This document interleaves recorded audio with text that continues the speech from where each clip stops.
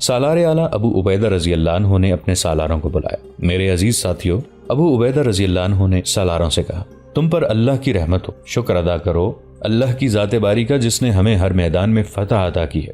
میں تمہیں احساس دلانا چاہتا ہوں کہ ہم اتنی دور نکل آئے ہیں جہاں سے ہماری وطن واپسی ناممکن ہو گئی ہے۔ اللہ نے ہمیں بڑے سخت امتحان میں ڈالا ہے۔ اگر ہم اس امتحان میں پورے اترے تو یہ ایک روایت بن جائے گی جو ہماری آنے والی نسلوں کے لیے مشعل راہ بنے گی۔ مت بھولنا کہ ہم نہ مال غنیمت کے لیے لڑتے ہیں، نہ ہمارا مقصد کشور کشائی ہے۔ اللہ اور اس کے رسول صلی اللہ علیہ وآلہ وسلم نے ہمیں بنی نوع انسان کو ظلمت اور غلامی سے نجات دلانے کا فرض سونپا ہے۔ اب دشمن نے ہمارے سامنے دیواریں کھڑی کر دی ہیں۔ رومی کم و بیش 1 لاکھ کا لشکر لے کر آئے ہیں۔ اس سے ان کے عزائم کا پتہ چلتا ہے۔ جہاں تک میں سمجھ سکتا ہوں اور یہی ہو سکتا ہے کہ رومی دمشق پر حملہ کریں گے۔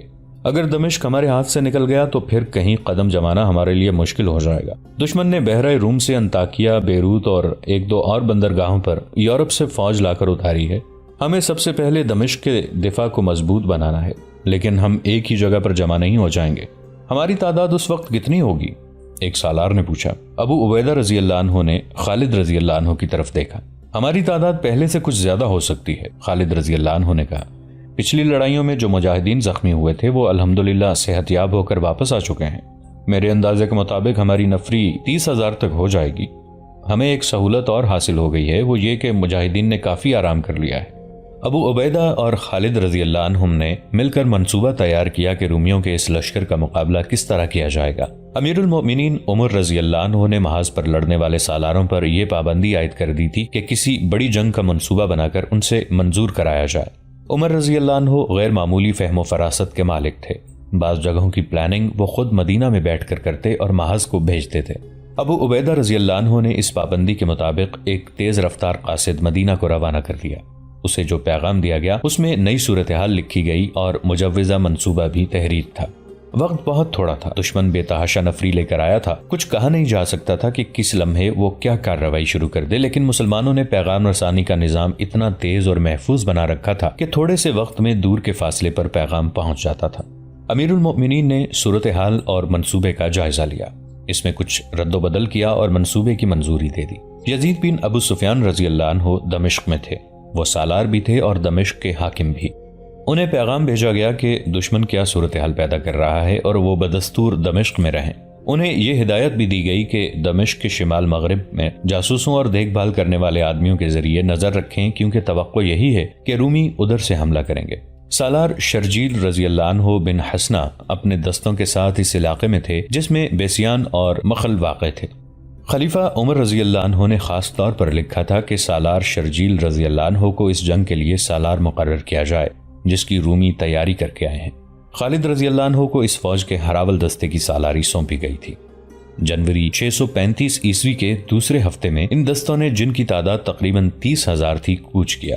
انہیں جسیان سے کچھ دور فہل کے مقام تک پہنچنا تھا۔ یہ دستے جب فہل پہنچے تو دیکھا کہ وہاں رومی فوج نہیں تھی، وہاں روم کی پوری فوج کو نہیں ہونا چاہیے تھا۔ خبر ملی تھی کہ چند ایک دستے وہاں موجود ہیں، لیکن یہ دستے جا چکے تھے۔ وہاں کے مقامی لوگوں نے بتایا کہ رومیوں کے دستے بیسان چلے گئے ہیں، جہاں ان کے پورے لشکر کا اجتماع ہے۔ مسلمان آگے بڑھنا چاہتے تھے، لیکن دریا کے دونوں طرف دور دور تک دلدل تھی جس میں سے گزرنا ممکن نہیں تھا۔ بعض مورخوں نے لکھا ہے کہ یہ دلدل دریا کے دونوں کناروں سے لے کر 1-1 میل دور تک پھیلی ہوئی تھی۔ یہ علاقہ سطح سمندر سے کئی 100 فٹ نیچے ہے اور وہاں اس دور میں نشیب زیادہ تھا۔ دیکھا گیا کہ وہاں دریا کے کنارے ٹوٹے ہوئے نہیں تھے، پھر بھی یہ پانی کہاں سے آ گیا ہے جس نے اس نشیبی علاقے کو دلدل بنا ڈالا تھا؟ کچھ دور اوپر جا کر دیکھیں، ایک مقامی آدمی نے بتایا۔ فہل میں رومی فوج کے دستے رہتے تھے، وہ یہاں سے چلے گئے۔ اوپر کی طرف جا کر انہوں نے دریا میں پتھروں کا بند باندھا اور دونوں کنارے توڑ دیے۔ اس طرح اوپر سے یہ پانی یہاں آ کر جمع ہو گیا اور پھیلتا چلا گیا۔ رومیوں نے مسلمانوں کو روکنے کا بڑا سخت انتظام کیا تھا۔ رومیوں نے غالباً یہ سوچا تھا کہ مسلمان صحرا میں یا میدان میں چلنے اور لڑنے کے عادی ہیں اور وہ دلدل میں سے نہیں گزر سکیں گے۔ اگر انہوں نے یہ سوچا تھا تو ٹھیک سوچا تھا۔ دلدل مسلمانوں کے لیے بالکل نئی چیز تھی۔ ان کے لیے تو چٹانیں اور پہاڑیاں بھی نئی چیزیں تھیں، لیکن انہوں نے پہاڑی علاقوں میں بھی لڑائیاں لڑی تھیں اور دشمن کو شکست دی تھی۔ وہ دلدل میں سے بھی گزر جاتے، لیکن ان کے پاس اتنا وقت نہیں تھا۔ سالار شرجیل رضی اللہ عنہ نے دلدل سے کچھ دور ہٹ کر اپنے دستوں کو ایک ترتیب میں کر دیا۔ دائیں اور بائیں پہلو پر ابو عبیدہ اور عمرو بن عاص رضی اللہ عنہم تھے۔ سوار دستے کی کمان زرار رضی اللہ عنہ بن الازور کو دی گئی تھی۔ خالد رضی اللہ عنہ کو وہ دستے دیے گئے جنہیں بیسان کی طرف جانا تھا۔ خالد رضی اللہ عنہ ہراول میں تھے، کچھ آگے گئے تو دلدل نے ان کے پاؤں جکڑ لیے۔ خالد رضی اللہ عنہ اپنی عادت کے مطابق دلدل میں گزرنے کی کوشش کرنے لگے، لیکن دلدل زیادہ ہی زیادہ ہوتی گئی اور وہ مقام آ گیا جہاں دلدل میں سے پاؤں نکالنا بھی ناممکن ہو گیا۔ چنانچہ وہ دلدل میں سے نکلنے لگے، نکلنا بھی دشوار ہو گیا۔ بڑی کوشش کے بعد خالد رضی اللہ عنہ اپنے دستوں کے ساتھ دلدل سے نکلے اور واپس فہل آ گئے۔ رومی سالار ثقلار تجربہ کار سالار تھا، وہ جنگ کے لیے بالکل تیار تھا۔ مورخ لکھتے ہیں کہ وہ اپنے اس دھوکے کو کامیاب سمجھتا تھا کہ مسلمان دلدل میں سے نہیں نکل سکیں گے۔ اسی دلدلی علاقے میں ایسی جگہ بھی تھی جہاں پانی کے نیچے زمین بہت سخت تھی اور وہاں کیچڑ نہیں تھا، وہاں سے آسانی سے گزرا جا سکتا تھا۔ اس قسم کے راستے کا علم صرف رومیوں کا تھا۔ ثقلار نے اپنے لشکر کے کچھ دستے الگ کیے اور انہیں ایک جگہ اکٹھا کیا۔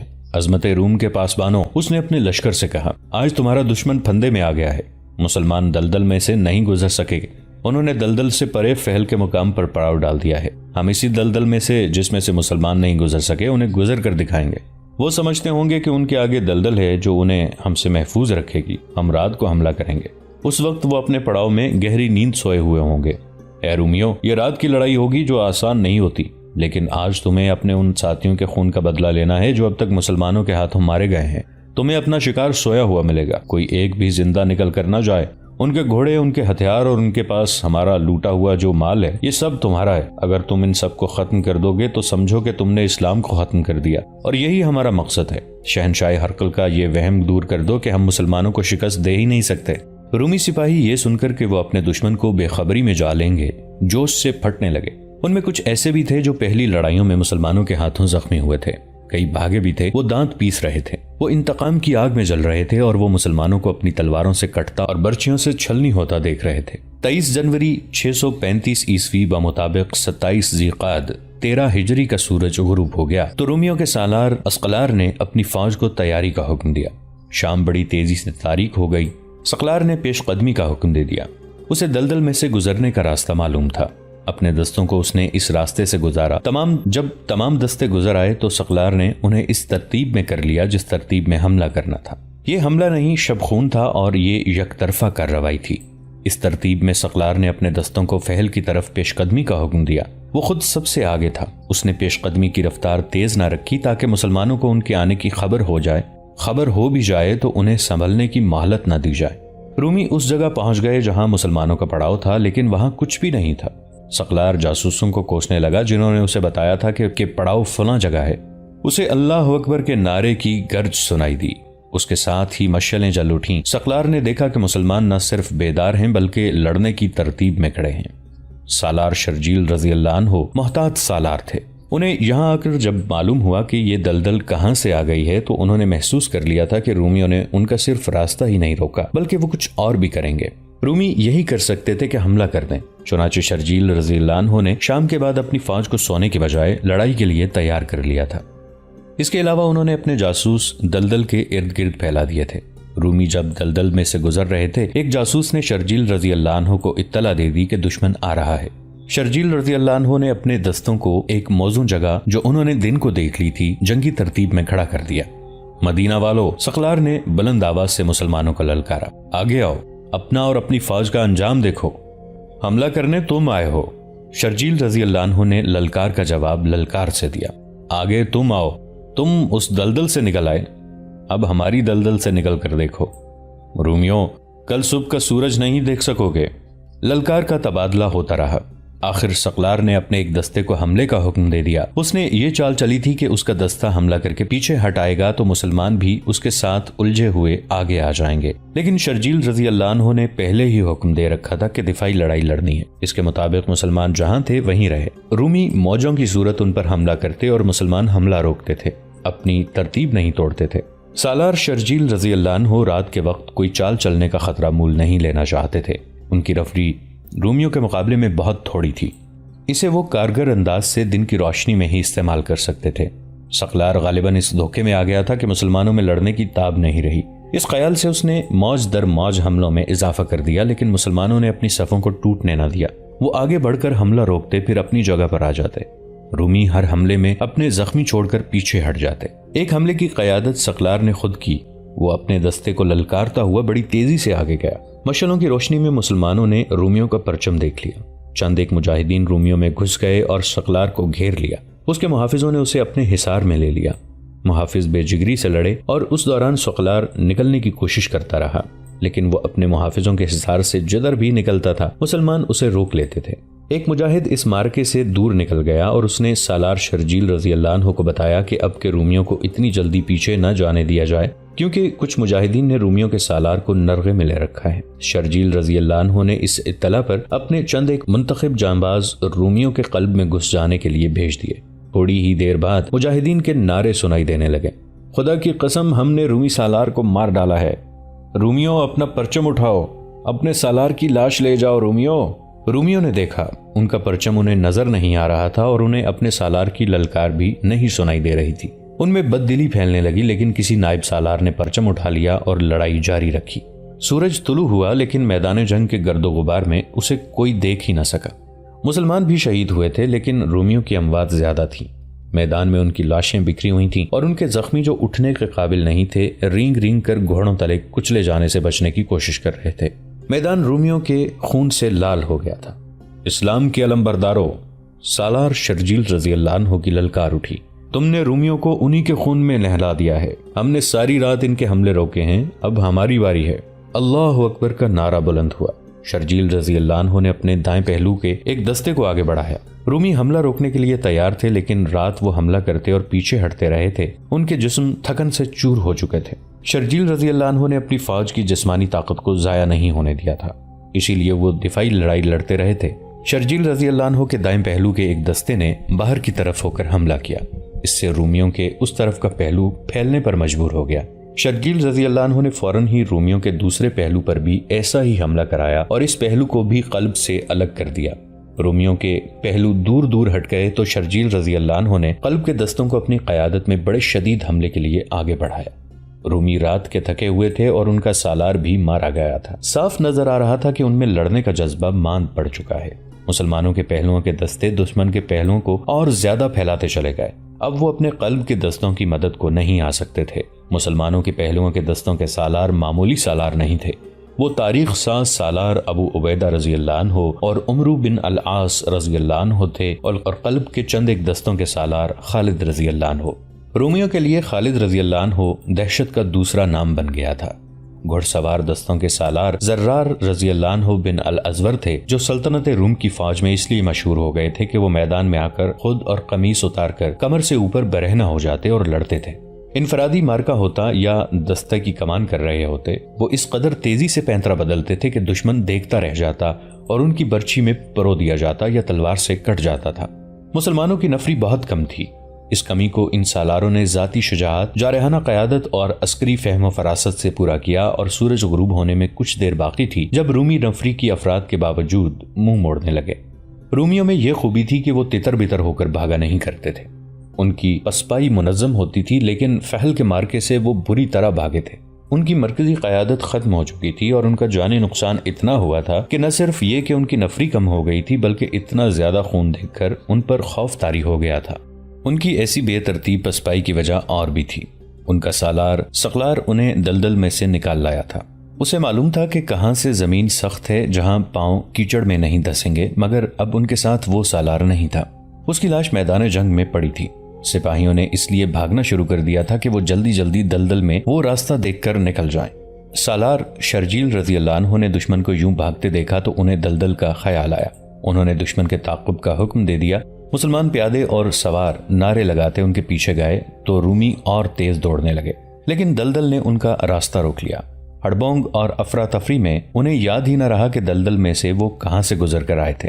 ان کے پیچھے بھی موت تھی، آگے بھی موت۔ وہ دلدل میں داخل ہو گئے اور اس میں دھنسنے لگے۔ مسلمان بھی دلدل میں چلے گئے اور انہیں بری طرح کاٹا۔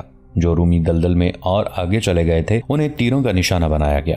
دریا کا پانی چھوڑ کر رومیوں نے جو دلدل پیدا کی تھی کہ مسلمان آگے نہ بڑھ سکیں، وہ دلدل رومیوں کے لیے ہی موت کا پھندا بن گئی۔ فحل میں لڑی جانے والی اس معرکے کو ذات الروغہ یعنی کیچڑ کی لڑائی کہا جاتا ہے۔ اس میں سے بہت تھوڑے رومی بچ سکے تھے۔ وہ بیسان چلے گئے تھے۔ اس معرکے میں 10,000 رومی مارے گئے تھے اور جو زخمی ہو کر میدان جنگ میں رہ گئے تھے ان کی تعداد بھی کچھ کم نہ تھی۔ سالار شرجیل رضی اللہ عنہ نے وہاں زیادہ رکنا مناسب نہ سمجھا۔ وہ دشمن کے ساتھ سائے کی طرح لگے رہنا چاہتے تھے تاکہ دشمن پھر سے منظم نہ ہو سکے۔ انہوں نے ابو عبیدہ رضی اللہ عنہ اور خالد رضی اللہ عنہ کو چند ایک دستوں کے ساتھ فہل میں رہنے دیا اور خود باقی ماندہ فوج کے ساتھ آگے بڑھے، لیکن دلدل نے پھر ان کا راستہ روک لیا۔ انہوں نے 2-3 زخمی رومیوں سے پوچھا کہ دلدل سے پار جانے کا راستہ کون سا ہے۔ رومی زخمیوں نے انہیں ایک اور راستہ بتا دیا۔ یہ بڑے ہی دور کا چکر تھا، لیکن دلدل سے گزرنے میں بھی اتنا ہی وقت لگتا تھا جتنا دوسرا راستہ اختیار کرنے میں۔ شرجیل رضی اللہ عنہ نے ابو عبیدہ رضی اللہ عنہ اور خالد رضی اللہ عنہ کو ان دستوں کے ساتھ فہل میں چھوڑ دیا اور دلدل سے دور ہٹ کر اس راستے سے گزر گئے جو رومی زخمیوں نے انہیں بتایا تھا۔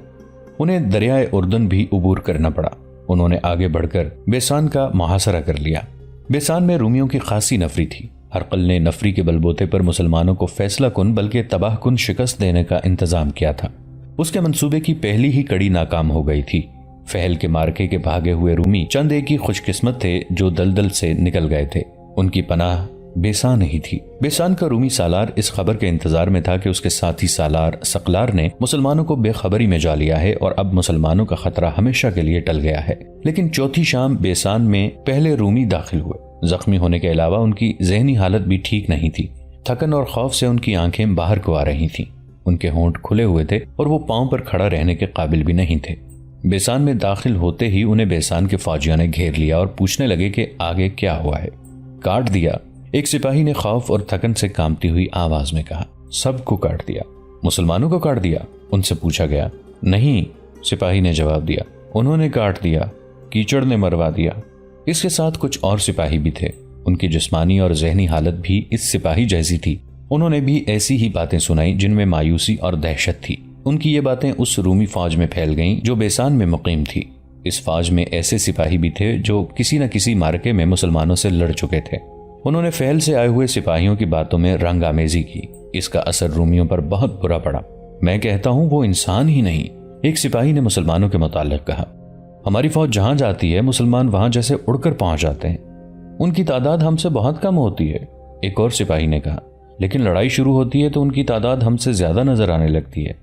دہشت کے مارے ہوئے ان زخمی سپاہیوں کی باتیں جو ہوا کی طرح بیسان کے کونوں قدروں تک پہنچ گئی تھیں جلدی سچ ثابت ہو گئیں۔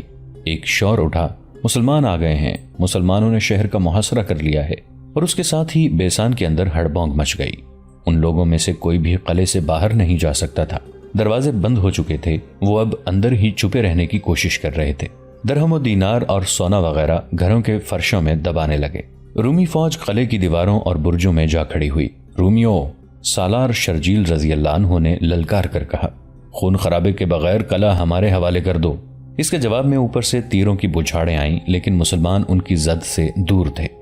رومیوں، سالار شرجیل رضی اللہ عنہ نے ایک بار پھر اعلان کیا، ہتھیار ڈال دو، جزیہ قبول کر لو، نہیں کرو گے تو بیسان کی اینٹ سے اینٹ بجا دیں گے۔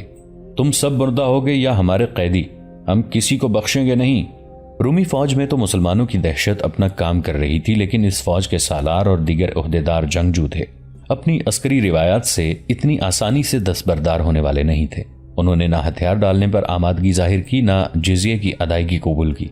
مسلمان ایک رات اور ایک دن مسلسل لڑتے رہے، پھر انہوں نے بھاگتے رومیوں کا تعاقب کیا، پھر بیسان تک آئے تھے۔ انہیں آرام کی ضرورت تھی۔ شرجیل رضی اللہ عنہ نے انہیں آرام دینے کے لیے فوری طور پر قلعے پر دھاوا نہ بولا، البتہ خود قلعے کے ارد گرد گھوڑے پر گھوم پھر کر دیکھتے رہے کہ دیوار کہیں سے کمزور ہے یا نہیں، یا کہیں سے سرنگ لگائی جا سکتی ہے۔ 7-8 روز گزر گئے۔ رومی خوش فہمی میں مبتلا ہو گئے کہ مسلمان قلعے پر حلہ بولنے کی ہمت نہیں رکھتے، لیکن رومی سالار یہ بھی دیکھ رہا تھا کہ اس کی اپنی فوج کی ہمت ماند پڑی ہوئی ہے۔ اس نے اپنی فوج کے جذبے کو بیدار کرنے کے لیے یہ فیصلہ کیا کہ وہ باہر نکل کر مسلمانوں پر حملہ کر دے اور قلعے کی لڑائی کا فیصلہ قلعے سے باہر ہی ہو جائے۔ اگلے ہی روز قلعے کے تمام دروازے کھل گئے اور ہر دروازے سے رومی فوج رکے ہوئے سیلاب کی طرح نکلی۔ اس میں زیادہ تر سوار دستے تھے۔ انہوں نے طوفان کی مانند مسلمانوں پر حلہ بول دیا۔